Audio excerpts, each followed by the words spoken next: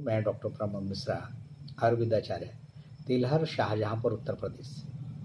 आज पुनः एक नई औषध द्रव्य, बल्कि यहाँ पे बोला जा रहा नाग भस्म के बारे में, एक भस्म के बारे में संपूर्ण जानकारी के लिए आपके सामने उपस्थित हुआ हूँ। तो चर्चा करते नाग भस्म या सीसा के बारे में। नाग भस्म ये एक खनिज द्रव्य है और आइए सीधे इसके बारे में जानकारी ये प्राप्त करते हैं कि इसको शोधन कैसे करते हैं। तो इसका शोधन बड़ा आसान है। 7 बार नाग भस्म को या सीसा को चूना के पानी से बुझाने से ये शुद्ध हो जाता है। मात्रा और अनुपान के बारे में चर्चा करते हैं। इससे पहले कि मात्रा और अनुपान के बारे में चर्चा करें, मैं आप लोगों को बता दूं कि इसको पहचानेंगे कैसे, क्योंकि वैद्य को तो पहचानना बहुत जरूरी है। ये खनिज द्रव्य तो है ही, ये मृदु किंतु भार में वजनदार होता है। मुलायम तो है, मृदु है, लेकिन वजनदार है। ये वंग या रांगा के समान किंतु रंग में उससे कुछ अधिक काला होता है। जो सीसा आग पर रखने मात्र से गल जाए, तौल में भारी हो, तोड़ने में काला और भीतर उज्जवल और दुर्गंध युक्त हो, वह उत्तम होता है। खुली हवा में रखने पर सीसा में जंग लगता नहीं है, किंतु आर्द्र हवा में रखते ही इसमें जंग लग जाता है। सीसा खूब तपाकर श्वेत वर्ण कर दिए जाने पर उड़ने भी लगता है।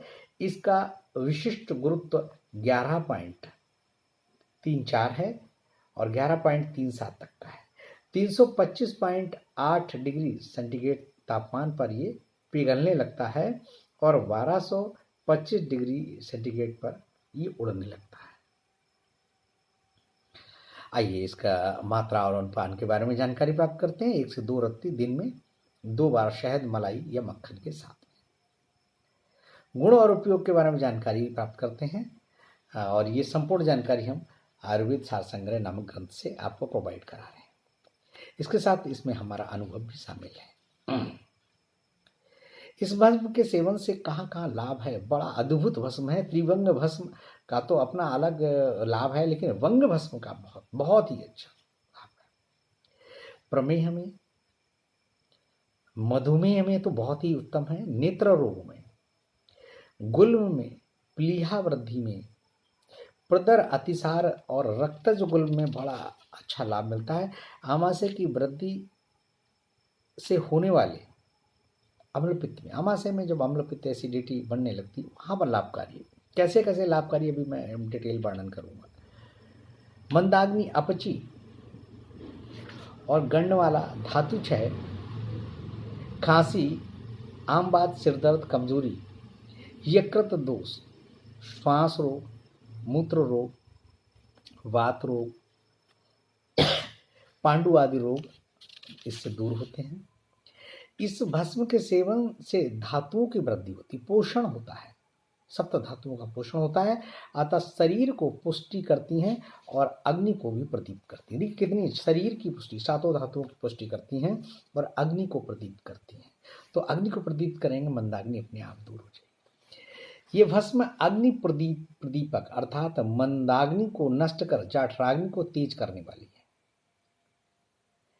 ये अम्लपित्त रोग में, जबकि पेट में अधिक दाह हो, प्यास बहुत ज्यादा लग रही हो, लगातार उल्टी की इच्छा हो रही हो, ऐसी हालत में नाग भस्म का उपयोग बड़ा अच्छा है, क्योंकि पाचकाग्नि की विकृति से अम्लपित्त रोग होता है और नाग भस्म का प्रभाव पाचकाग्नि पर बहुत अच्छा पड़ता है। अतएव उपरोक्त दोष इस भस्म के सेवन से नष्ट हो जाते हैं। नाग भस्म का प्रयोग मधुमेह में बहुत अच्छा किया जाता है। मधुमेह में संपूर्ण दोष, जिस सारे दोष, सभी दोष और दूष्य, तीनों दोष, वात, पित्त, कफ, और दूषियों में रस, रक्त, मांस, मेद, बसा, लसिका, मज्जा, शुक्र और ओज, इस सब दूषित होने से मधुमेह रोग होता है। मधुमेह के चिकित्सा काल में इन सब बातों का ध्यान रख करके ही चिकित्सा करने पर दोष और दूषियों के विकार दूर होकर मधुमेह रोग अच्छा हो जाता है। मधुमेह के रोग असाध्य रोग है, ठीक कर पाना मुश्किल है, परंतु हम वंग भस्म का सही से प्रयोग करके मधुमेह के रोगी को कुछ हद तक लाभ पहुंचा सकते हैं। मधुमेह उत्पादक विकारों में सबसे प्रधान विकार, इसके कॉम्प्लिकेशन होते हैं, डायबिटीज के, मधुमेह के कॉम्प्लिकेशन होते हैं। उसमें शरीर में जल भाग की वृद्धि हो जाती है, शरीर में कफांश बढ़ जाता है। प्रमेह क्रमशः पुराना होते होते मधुमेह में परिणत हो जाता है।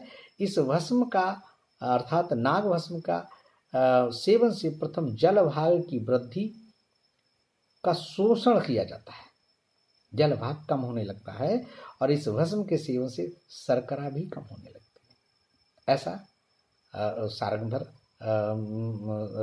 आयुर्वेद शास्त्र संग्रह में बताया गया है। ये शक्तिवर्धक होने के कारण शारीरिक शक्ति को भी बढ़ाता है। अरे भैया, दांतों की पुष्टि करेगा तो शारीरिक शक्ति बढ़ेगी बढ़ेगी।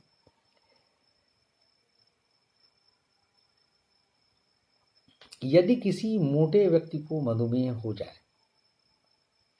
उसकी चर्बी को कम करने के लिए भी नाग भस्म को दिया जाता है। देखिए, ब्रह्मणीय द्रव्य है और लेखनीय भी काम कर रहा है। यहाँ पर सप्त धातुओं का पोषण भी करता है और जहाँ स्थौल्य व्यक्ति को मधुमेह हुआ है तो वहाँ पर उसके वजन को कम करने में भी नाग भस्म का बड़ा अच्छा लाभ है। साथ में यदि शिलाजीत दे दिया जाए तो ये इसका वो भी दुग्ध के साथ में, गोदुग्ध के साथ में, तो ये इसका असर और अच्छा हो जाता है। एवियन रोग में अस्थि मज्जा क्षय जहां पर है,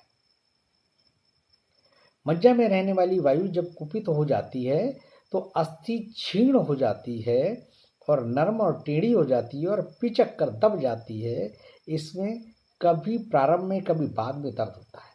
कभी शुरुआत में जब ऐसा हुआ, वायु का प्रकोप हुआ, वायु का रुक्ष गुण बढ़ा, वायु के रुक्ष गुण से मज्जा का क्षय हुआ और वहाँ से वो क्या हुआ, जब मज्जा को क्षय करने के बाद में वो अस्थि का क्षय करने लगती है, अस्थि पिचक जाती है और एवियन जैसा रोग हो जाता है। तो वहाँ पर उसकी वजह से दर्द होने लगता है। वहाँ पर बड़ा अच्छा लाभ है। खास तौर से यदि संधियों में, जोड़ों में दर्द हो तो भी इस नाग भस्म के प्रयोग से बड़ा अच्छा लाभ मिलता है। अब ऐसी अवस्था में जहाँ पर कि प्रसूता को हवा लग जाने की वजह से वायु के कारण अगर दर्द शरीर में होने लगा तो वहाँ पर एक रत्ती नाग भस्म, गोक्षुरु चूर्ण 1 मासा 3 मासे मिश्री में मिलाकर प्रातः 10 मूलकात के साथ में, 1 रत्ती नाग भस्म और 1 ग्राम गोक्षुरु चूर्ण 3 ग्राम मिश्री के साथ मिलाकर 10 मूलकात के साथ देने से उस प्रसूता में होने वाला दर्द जो वायु की वजह से था उसमें बड़ा अच्छा लाभ होता है और पोषण भी होता है, धातुओं का पोषण भी होता है। बादी अर्श अर्थात एनल फिसर जहाँ पर होता है, जहाँ पर बहुत ज़्यादा दर्द होता है, वहाँ पर लाभकारी है। गुल्म रोग को दूर करने के लिए चाहे रक्तज गुल्म हो, वातज गुल्म हो, पित्तज गुल्म हो, सभी में काम करती। कैसे काम करती है? गुल्म रोग को दूर करने के लिए विशेषतः रक्त विकार जन्य गुल्म और पित्त विकार जन्य गुल्म में नाग भस्म का प्रयोग बहुत लाभकारी है। पित्तज गुल्म में प्रारंभ में ही यदि नाग भस्म का सेवन करा दिया जाए तो ये अपने तीक्ष्ण गुण के कारण, नाग भस्म ये स्पष्ट हो गया गुण में तीक्ष्ण है, तो उस तीक्ष्ण गुण के कारण उसको गला देती है और आगे बढ़ने देती है, आगे नहीं बढ़ने देती, उसको गुल्म को और नहीं बढ़ने देती है, उसका आकार और नहीं बढ़ाने देती है। इसी प्रकार रक्तज गुल्म में भी फायदा करती है। तो रक्त और पित्त तो लगभग एक ही जैसे लक्षण पैदा करते हैं, तो रक्तज पित्तज गुल्म में लाभकारी है तो रक्तज गुल्म में भी लाभकारी है। अब देखिए, एक से एक इम्पॉर्टेंट इसके योग आ रहे हैं नाग भस्म के साथ में। मांसपेशियों में इसका, जहाँ मांसपेशियों की कमजोरी है वहाँ पर नाग भस्म का बड़ा अच्छा लाभ है। और जहाँ पर खाई हुई चीज़ों को अच्छी तरह से पचाकर उसके मूल अंश को ग्रहण करने की शक्ति स्नायुओं में जो नहीं होती है, तो वहाँ पर ये स्नायुओं की शक्ति को भी बढ़ाता है। और शरीर में भ्रंगण के लिए बस मांस और स्नायु की शक्ति को ही पोषण मिलना चाहिए। तो शरीर में मांसपेशियाँ बलवान होंगी, स्नायुओं में शक्ति होगी, तो दर्द वगैरह भी नहीं होगा और धातुओं का पोषण भी होगा। स्नायुओं की निर्बलता के कारण रोगी कभी कभी नपुंसक हो जाता है अथवा अंडकोश की ग्रंथियों की निर्बलता के कारण ये रोग हो तो नागभस्म एक रत्ती और एक रत्ती ही शिलाजीत ले लेते हैं और स्वर्ण भस्म चौथाई रत्ती के साथ में मधु के साथ में प्रयोग करने से स्नायुओं में रक्त का संचार होकर शिथिलता दूर हो जाती है, यानी कि जो इरेक्टाइल डिस्फंक्शन होता है उसमें भी आराम मिल जाता है और व्यक्ति की जो ईडी वाली समस्या है उसमें तुरंत लाभ मिलता है। अधिक वीर्यस्राव होने के कारण भी नसें कमजोर हो जाती हैं, चाहे वो नाइटफॉल की वजह से, चाहे वो अधिक संभोग की वजह से। तो वहाँ पर नागभस्म एक रत्ती, शिलाजीत एक रत्ती और प्रबाल पिष्टी एक रत्ती के साथ में देने से और दूध के साथ में मिश्री के साथ देने में से बड़ा लाभ मिलता है। मधुमेह में नागभस्म, अगर मधुमेह रोग है तो नागभस्म एक रत्ती और गुणमार चूर्ण जो है 2 ग्राम और गिलोय सत्व 2 रत्ती में मिलाकर मधु के साथ देने से अच्छा रिजल्ट मिलता है। स्थूल शरीर वाले मधुमेह रोगी को नागभस्म एक रत्ती, टंकड़ भस्म 2 रत्ती मिलाकर देने से लाभ मिलता है, तो वहाँ पर स्थूलता भी कम होती है। मूत्राशय और शुक्र के सभी तरह के विकारों में नागभस्म, जो मूत्राशय और शुक्र के जितने भी रोग हैं उन सभी में नागभस्म एक रत्ती, मुक्ता सुक्ति भस्म, मुक्ता सुक्ति पिष्टी दे दें चाहे मुक्ता सुक्ति भस्म दे दें, एक रत्ती में मिलाकर मक्खन के साथ देने से बहुत अच्छा लाभ मिलता है। इसी तरह से नेत्र रोगों में भी नागभस्म एक रत्ती और त्रिफलाचूर्ण 2 मासा या फिर त्रिफलादि घृत जो है साथ में 1 तोला में मिला करके देने से नेत्रों में बड़ा लाभकारी है। वातज पित्तज अथवा रक्तज गुल में नागभस्म एक रत्ती, सोंठ का महीन चूर्ण 1 ग्राम, सेंधा नमक 1 ग्राम मिलाकर गर्म जल से देने से बड़ा अच्छा लाभ मिलता है। आंतों की कमजोरी अर्थात मंदाग्नि और कब्ज में नागभस्म एक रत्ती, पंचकोल जिसमें कि 5 चीजें होती, पिपली पिपली मूलम छब्बी चित्रक नागरे, ये चूर्ण जो है 2 ग्राम, यानी कि नागभस्म 1 ग्राम और पंचकोल चूर्ण 2 ग्राम। ध्यान रखिएगा जो लोग पित्तज वाले हैं उनको पंचकोल चूर्ण का प्रयोग नहीं कराएंगे, मगर वात कफज वाले में दिया जा सकता है। तो जहाँ पर मंदाग्नि हो गई है वहाँ कफ का प्रयोग हो गई होगा, कफ का प्रकोप हो गई होगा, और कफ का प्रकोप है तो नागभस्म चूँकि उष्ण होती है और पंचकोल पिपली पिपली मूलम छब्बी चित्रक नागरे ये भी उष्ण ही होते हैं और कटु होते हैं, तो इससे मंदाग्नि दूर हो जाती है। यदि अनुपान में जीरा का अर्क दे दिया जाए या फिर सौंफ का अर्क दे दिया जाए तो भी बड़ा अच्छा लाभकारी होता है। अपची और गंडमाला में गांठ कठोर उठी हुई सूजी भी मालूम होती है, ऐसी दशा में 1 रत्ती नागभस्म शहद के साथ देने से लाभ मिलता है। क्षय रोग में नागभस्म 1 रत्ती, मुक्ता पिष्टी 1 रत्ती और च्यवनप्राश या बासावले के साथ देने से बहुत अच्छा लाभ मिलता है। ये तो बताइएगा शुरू में, मांसपेशियों को भी पोषित करता है और स्नायुओं को भी दुर्बलता को भी सबल बनाता है। सूखी खांसी में, जहाँ सूखी खांसी है तो वहाँ पर सीतोपलादी चूर्ण आप लोग जानते ही हैं सूखी खांसी में, और जहाँ कफ वाली खांसी होती है वहाँ तालीसादी चूर्ण देते हैं। तो यहाँ पर सूखी खांसी में सीतोपलादी चूर्ण जो है वो 2 ग्राम और नागभस्म 1 रत्ती किसके साथ में देंगे, बारसारिस्ट के साथ देने से बड़ा अच्छा लाभ मिलता है। आम बात यह रूमेटिक आर्थराइटिस में नागभस्म 1 रत्ती, सोंठ का चूर्ण 1 ग्राम मधु के साथ मिलाकर चटाने से बड़ा अच्छा लाभ मिलता है।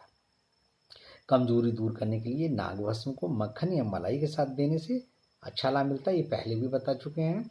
यकृत दोष जहाँ पर है, लिवर की प्रॉब्लम जहाँ पर है वहाँ पर नागभस्म 1 रत्ती, सरपुंखा चूर्ण जो कि तिल्ली में भी बड़ा अच्छा काम करता है, सरपुंखा क्षार 1 रत्ती, नागभस्म 1 रत्ती, दोनों को मिलाकर देने से अच्छा लाभ मिलता है। किसमें, यकृत दोष में, लिवर के विकार में। सिर दर्द में बादाम के हलवा के साथ में नागभस्म देना लाभकारी, जहाँ पर सिर दर्द हो रहा है नागभस्म को बादाम के हलवा के साथ देने से लाभ मिलता है। मूत्र रोग में, जहाँ पर मूत्र रोग है वहाँ पर यवक क्षार 1 ग्राम नागभस्म 1 रत्ती में मिलाकर देने से मूत्र साफ आने लगता है और बड़ा अच्छा लगता है। This was all about the naag bhasma. कितना ज़्यादा उपयोगी है, उष्ण होने के साथ मंदाग्नि को दूर करता है, प्रमेह पर काम करता है, मधुमेह पर काम करता है, धातुओं का पोषण करता है, स्नायुओं की दुर्बलता को दूर करता है, खांसी में काम करता है। आप देखिए कितना अच्छा नागभस्म का प्रयोग है। Thank you. आप भी नागभस्म का प्रयोग करें, लेकिन ये वैद्यों के लिए है, आम जनमानस के लिए भैया बिना वैद्य की सलाह से नागभस्म का प्रयोग न करें। Thank you. अधिक जानकारी के लिए संपर्क करें डॉक्टर प्रमोद मिश्रा, मोहल्ला सैयदवाड़ा, तिलहर, शाहजहाँपुर, उत्तर प्रदेश। बवासीर एवं भगंदर तथा पंचकर्म चिकित्सा विशेषज्ञ 7007216775। जय हिंद, जय भारत, जय आयुर्वेद।